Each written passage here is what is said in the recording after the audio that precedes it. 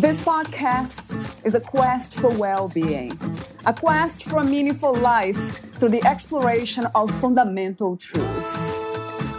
Enlightening ideas, insights on physical, mental, and spiritual health.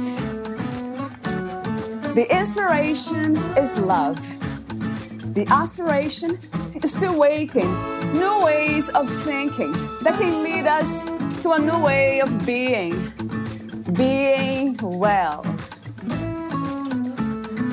Welcome to Body, Mind, and Soul Healing Conversations.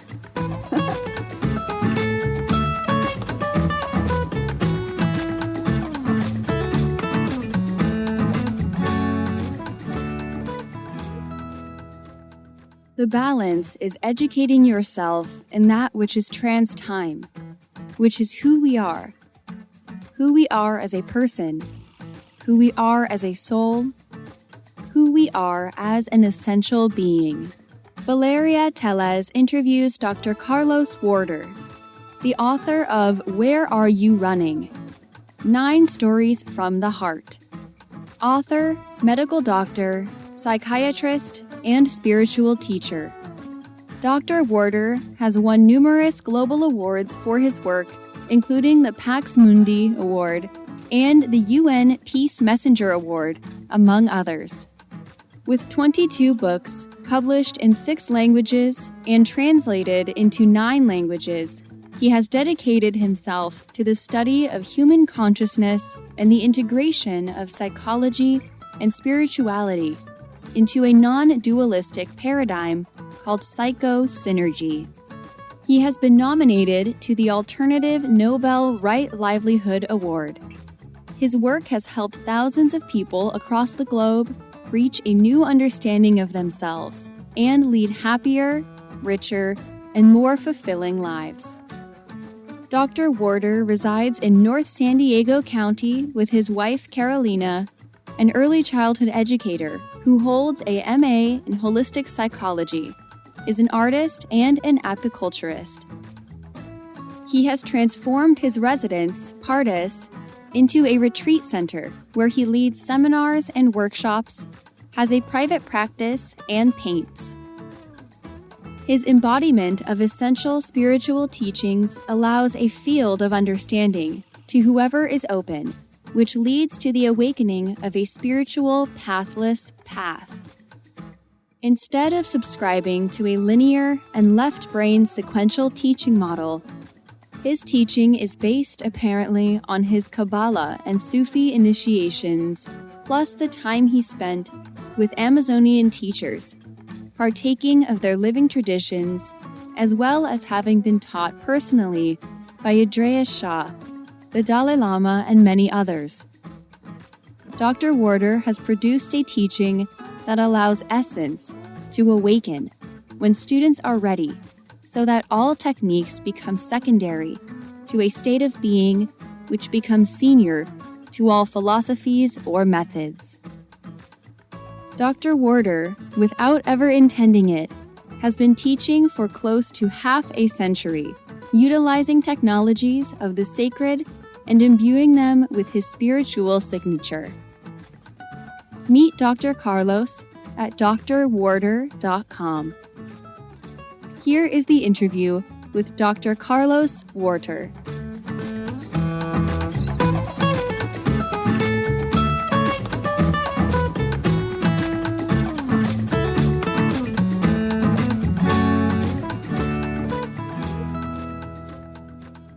In your own words, who is Dr. Carlos Warter? That is a very simple question. He is just 1/8 billionth of the human beings that are on the planet. Another human being, right?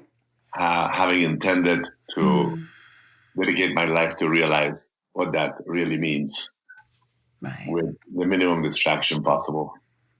Yes, possible. That our society throws at us, because instead of asking us, who are you? They ask us, what are you going to do later?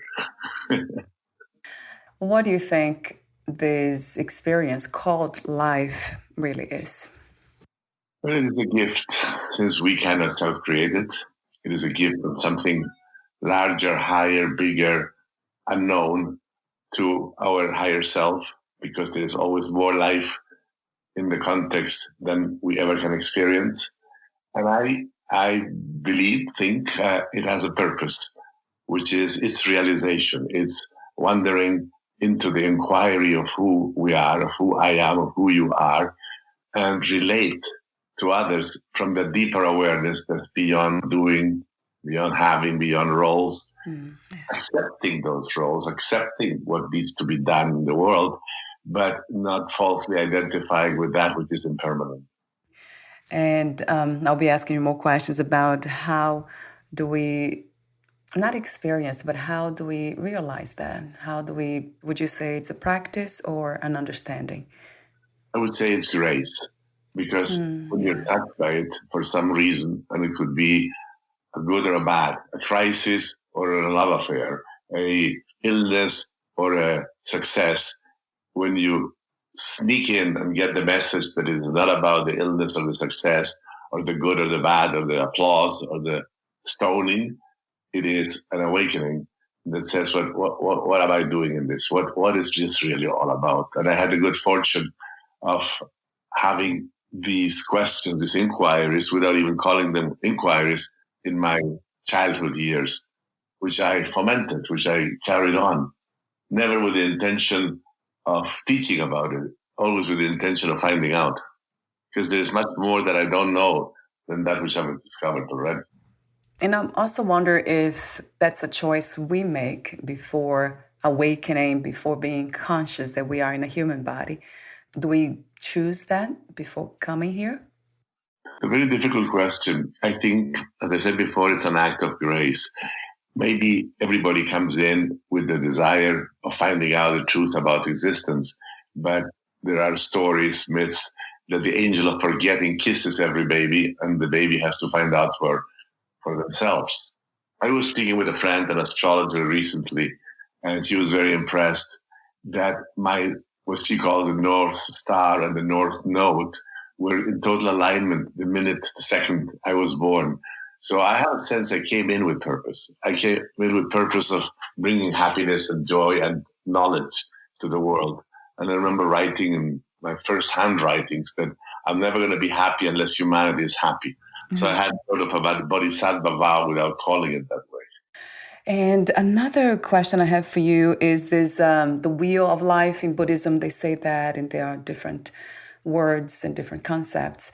But do you believe that we, by not realizing awakening at this time, which time doesn't exist, but in this, let's say, dream, do we come back to try to fulfill that realization? Do we keep coming back? But without taking it even so mystical, if we don't learn a lesson, we repeat the lesson. Life is generous. It gives us the lessons till we learn to drive in the right lane if we're here, or in the left lane if we're in England. And it's similar. It doesn't have to be so metaphysical. If a relationship doesn't work and the causes of a relationship is certain behaviors, we end up to have the next relationship till that clears up, or the next till that clears up, and we can move on into a place of peace and harmony. So if we take the larger reincarnation point of view, I clearly believe that I have good relationships with a lot of Indian and Tibetans in my studies and in my world, how anchored this notion is of we'll work it out, or we'll work it out next time. How do we know when we are there, let's say, at peace? What are the signs? Oh, peace is beautiful. Peace we know. Peace is a stop to any concern that is not itself. Anything that attempts to stop our peace is not peace. So we have to choose not the tranquility, not the serenity, but a state of knowingness that it is based on that we can live and die, that there is nothing to fear. There is really nothing to fear. Right. So what is your idea of spirituality? And also you speak of this spiritual pathless path. What would that be? You know, there are many paths. Actually, I wrote one book that's called pathways to the soul, and I described 101 ways to open your heart, but there are 7 billion ways to open your heart. Right. And no publisher is going to print it that big. True. Because I think each individual has to click, has to really not submerge him or herself into a modality, but go to that place in the modality of learning till we open up. And when we open up, that's where the path really unfolds. Not the conditioning that we have to all stand on our head, do yoga, hyperventilate, jog, run, pray, etc. But what is the one that opens one's particular door? And then I've learned that when one opens the door is open. And when the door is open, we can partake of art, of music, of learning, of sensitivity, of intellectuality, of sex, of brilliance in the universe. But it is because the door has been opened, not because that thing is going to open the door. In your book, Where Are You Running? 9 Stories from the Heart, you write, instead of postponing our joy and happiness, we should be completely immersed in it right now, always. So my question is, what is joy to you, and what are some of the greatest misconceptions about happiness? Well, I'm smiling because joy is being alive. Joy is being grateful. I'm sitting here looking out at the trees, and that's a very joyful and very pleasant experience. In reference to this book, Peter Economy is a very famous business author, and he runs the INC department of one of those business magazines where he has a blog weekly or monthly, I don't know. We've been friends for 30 years. And for 30 years, we've been talking about, let's write something together. We were going to write something called The Corporate Shaman. It didn't work out. We're going to write something else 20 years ago. And last year, we were together and we said, this year we have to write something. So we wrote this, Where Are You Running? Through his viewpoint, a few chapters, and my viewpoint, a few chapters, indicating 2 very different people, one immersed in the business world, me immersed in psychiatry and medicine and spirituality, him immersed in getting to produce more and things like that. And we came together with a bunch of stories that I believe dance with each other, complement each other, so that we don't give the impression that it's only one way to reach a place of stop, a stop in the sense of less agitation, less trying to be part of something that never really includes us. Never, The system is empty. We build it. We construct it. We position ourselves. And when we disappear, maybe they say, oh, he was good or he was bad.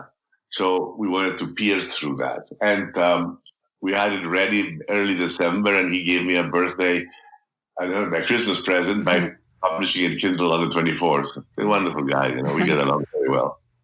Yeah, it sounds very much like it. I love these very close relationships, friendships, or any kinds of relationships. It's just beautiful, beautiful. Yeah, and one doesn't have to be in full agreement with every notion, Right. because that's the beauty of cooperating. That's the beauty of relationships. That's the beauty of group, that everybody has an angle to view things that's different. And it brings the whole, and even that whole is larger than the summation of all the perceptions. Going back to the question about joy and happiness, do you connect those 2 words, joy and happiness, or they're somehow different? We have disguised joy into joy because of something, or happiness caused by something. But to me, it is an existential state. It is a state that unifies our awareness, our consciousness, into a state of union. My model, so to speak, is that we have the sensory equipment and we have the breath who impulses its functioning, and there is a consciousness that is prior to ourselves. I don't think consciousness is generated by the brain, but consciousness exists and the brain sometimes takes a look at it. But then there are the 2 stages. One is joy that you mentioned. And this joy is because of joy, happy because of happy. When my youngest son, who's now 21, was a baby, I would tell him, I love you. And he says, why? And I said, just because of it.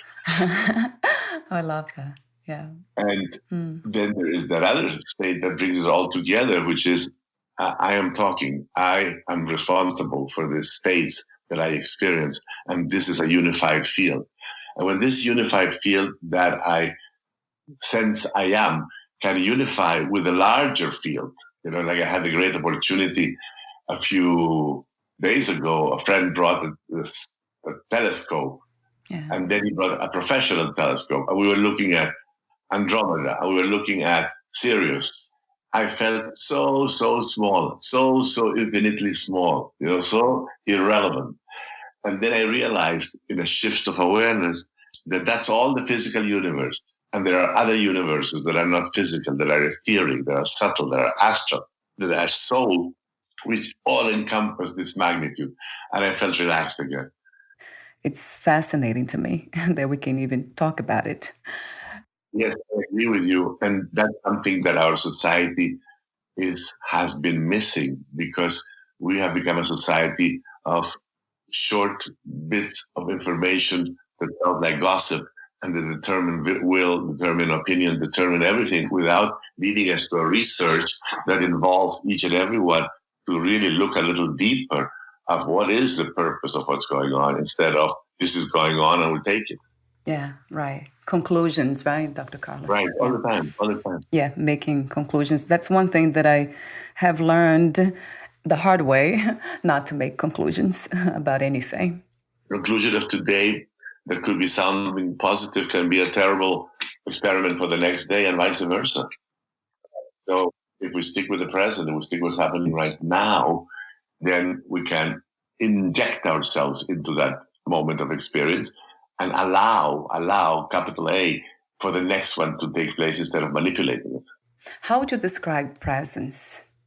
Presence is beingness. Presence is a repetitious, eternal now. There's no really time or space, so everything disappears, right? No, it's a door. Presence, that time nowness, is a doorway to enter a world in which everything has the space, the right, the possibility of manifesting. And I'm smiling, because I'm going to be 74 this year, and I've had this experience for 62 years. Wow.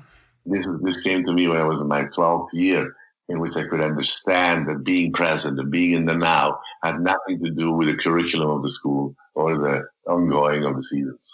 True. And it made me very, very joyful, because it feels like I'm riding a horse that's always present.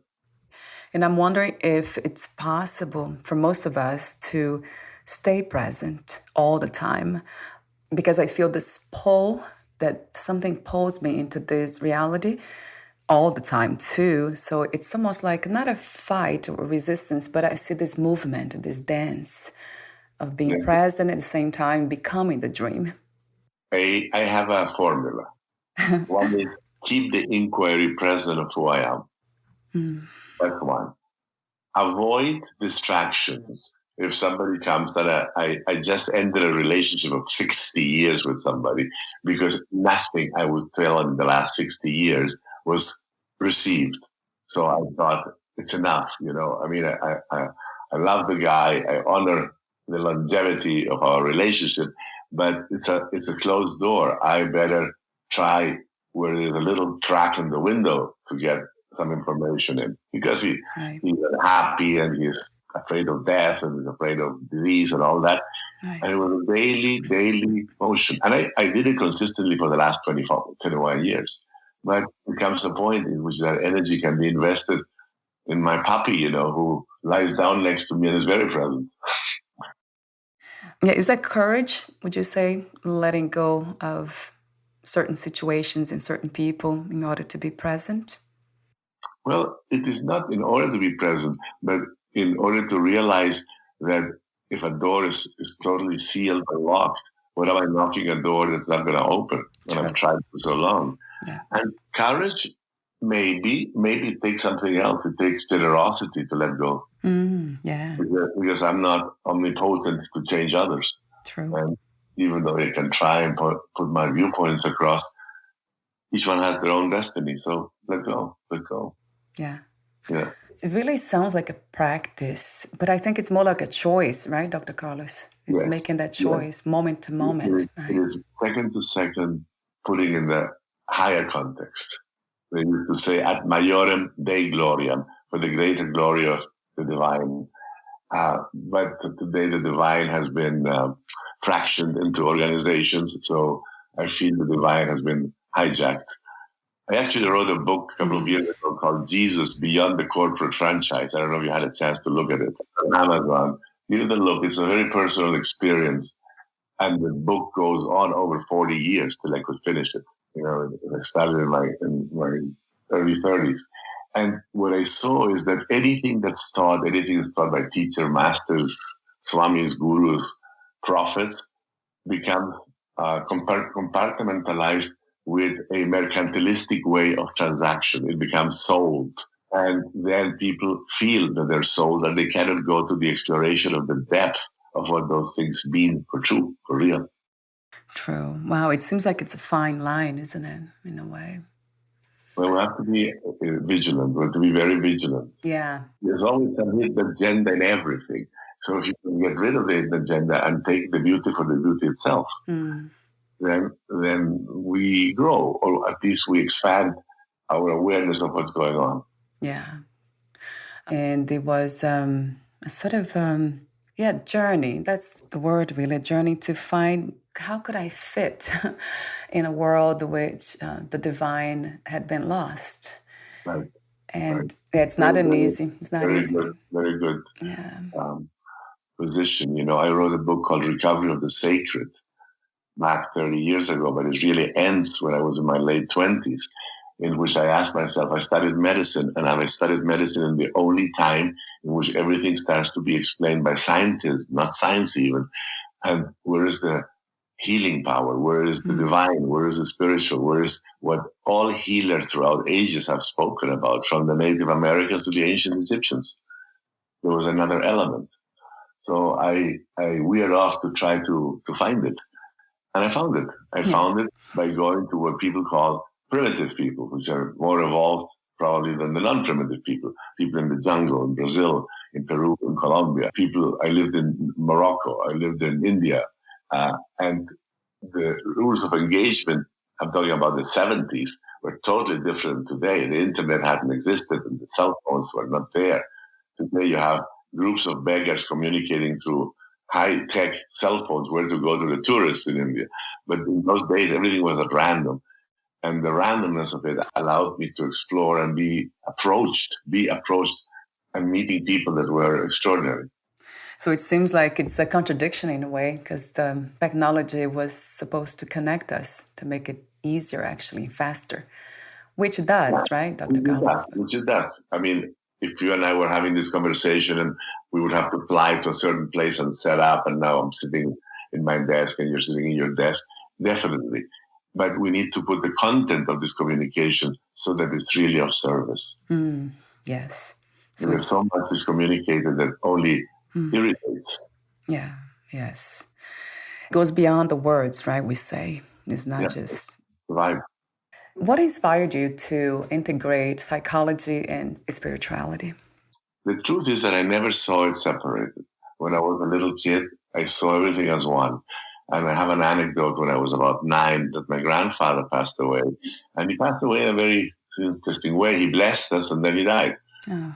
And then I went home and I said, I wish he wouldn't die. I didn't even know what it meant.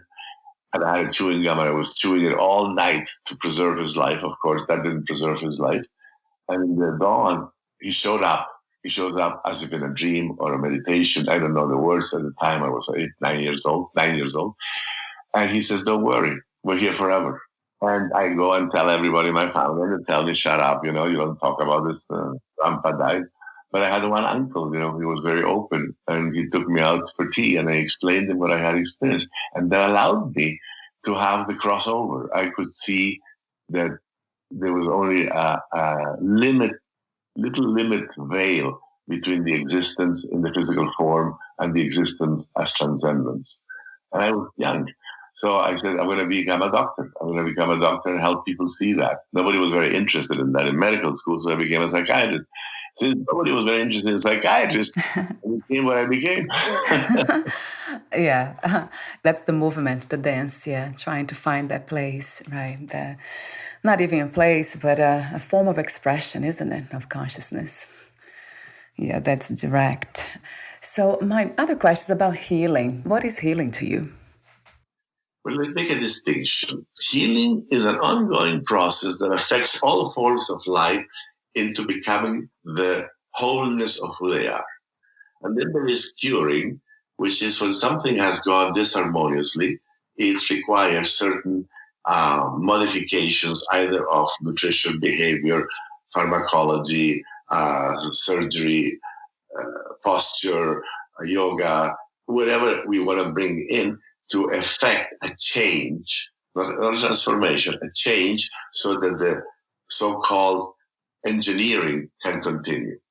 We want to do healing and curing simultaneously.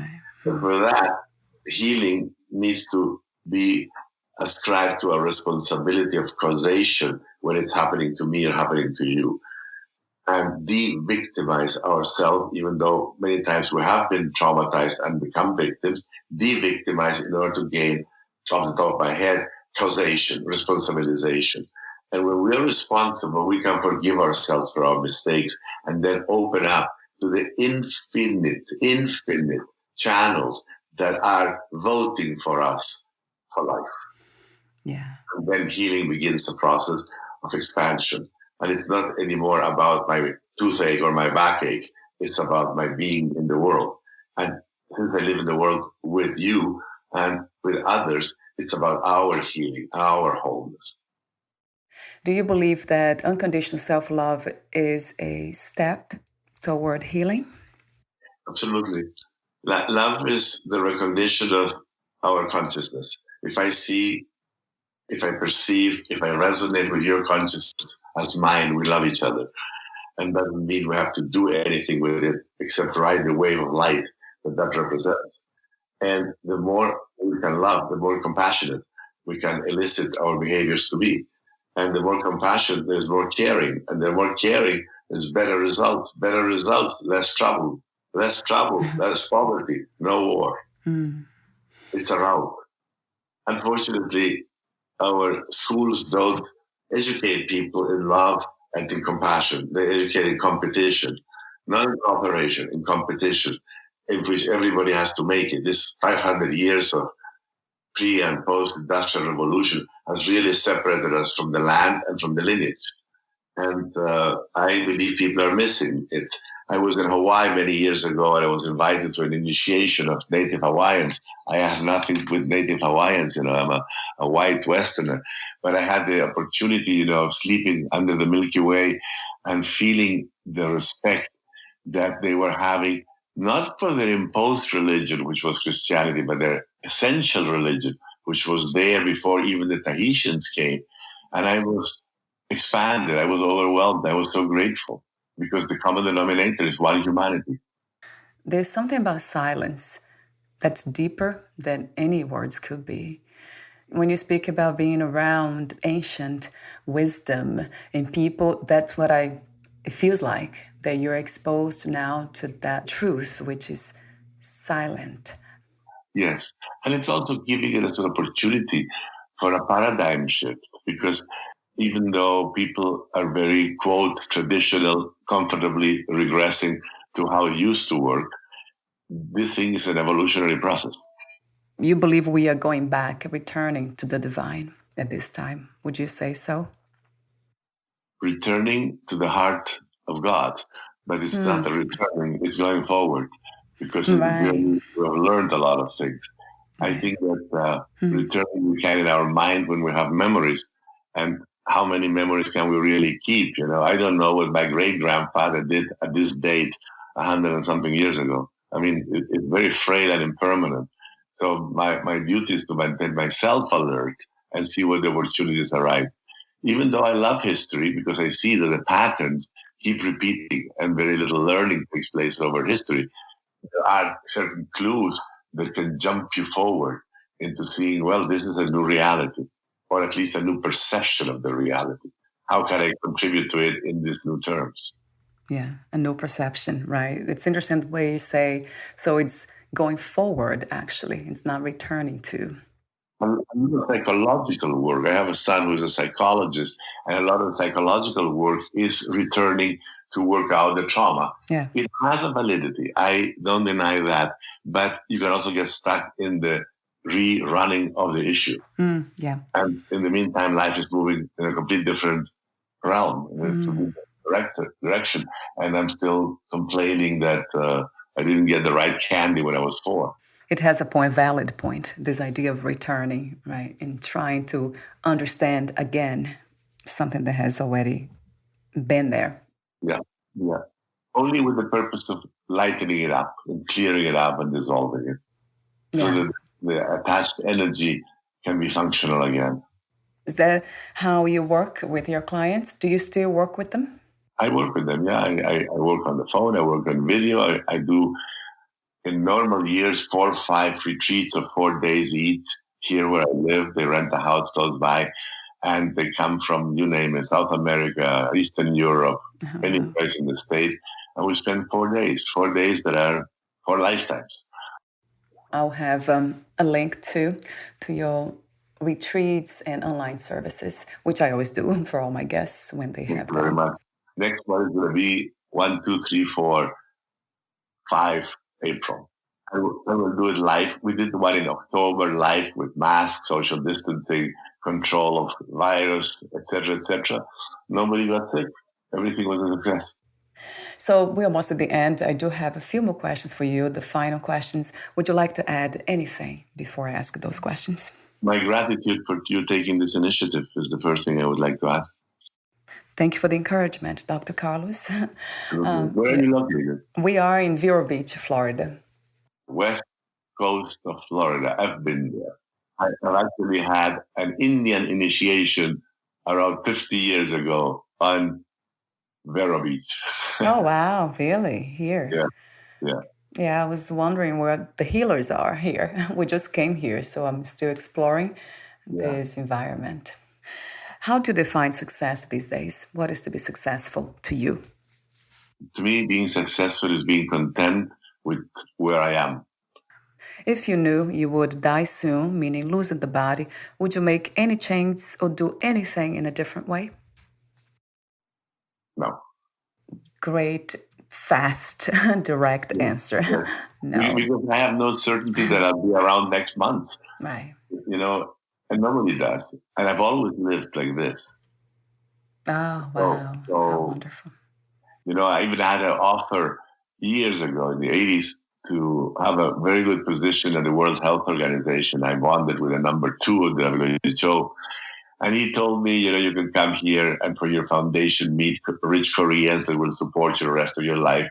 But the only thing you can't speak is about peace, because in the 80s, peace was a term from the Iron Curtain. Russians, Soviets spoke about peace. And I said, but all I want to speak is about peace. And what happens if in this year I die? And I never did my mission, so I didn't accept an excellent job.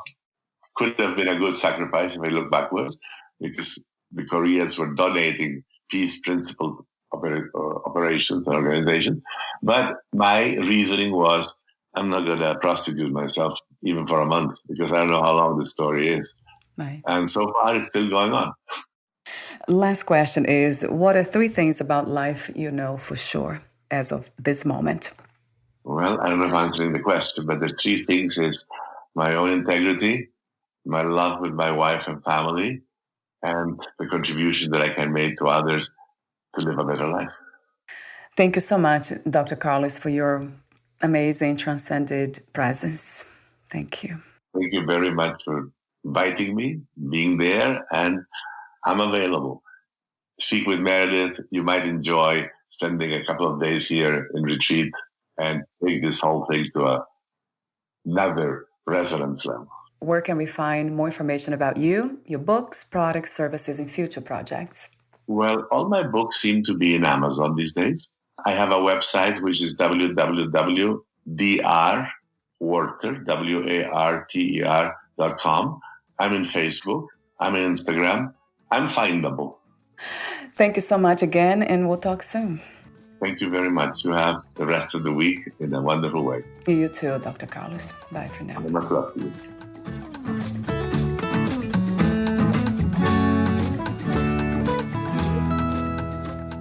Thank you for listening.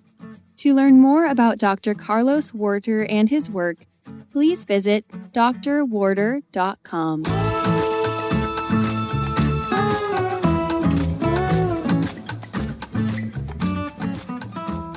To learn more about this podcast, please visit fitforjoy.org/podcast. Thank you again for listening, and bye for now.